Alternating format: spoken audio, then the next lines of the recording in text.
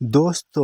میں آپ کو بتاتا چلوں کہ اقرار الحسن اگر جو ہے نا پیر حق خطیب صاحب کو اگر جو ہے نا جھوٹا ثابت کرنا چاہتے تھے، اگر ایکسپوز کرنا چاہتے تھے، اگر بے نقاب کرنا چاہتے تھے، تو ان کو کیا کرنا چاہیے تھا؟ ان کو اس طرح جو ہے نا خود پیر بن کر ان کے سامنے اس طرح چھو والی حرکت بالکل ہی نہیں کرنی چاہیے تھی، بلکہ یہ اس کے الٹ کرتے کہ پیر حق صاحب کے پاس پیر حق صاحب اپنے آستانے کے اوپر ہر بندے کا جو ہے علاج کرتے ہیں، ہر بندے کو جو ہے نا صحیح کرتے ہیں، کیونکہ ان کے پاس کئی دفعہ یہ بھی دیکھا گیا ہے کہ نہ صرف کرسچن، نہ ہندو، بلکہ دوسرے مذہب سے، بلکہ انڈیا سے بھی لوگ آتے ہیں اور صحت یاب ہو کر جاتے ہیں۔ تو اس کا مطلب یہ ہوا کہ اقرار الحسن جو ہے نا جس طرح پیر بنے ہیں، ان کا اس طرح پیر بن کے ان کا ڈھونگ کرنا یہ سب سے غلط طریقہ تھا اور سب سے جو ہے نا نیچلی حرکت تھی۔ اپنے وہ ویورز بڑھانے کے لیے، اپنے ARY کو رینک کرنے کے لیے وہ کسی حد تک بھی جا سکتے ہیں، وہ اس طرح بھی گر سکتے ہیں، یہ بات ان کو زیب نہیں دیتی، بلکہ وہ کوئی مریض بن کر، وہ کوئی مریض لے کر پیر حق صاحب کے پاس جاتے، اور پیر حق صاحب کو کیا کہتے؟ پیر حق صاحب کو کہتے کہ یہ مریض ہیں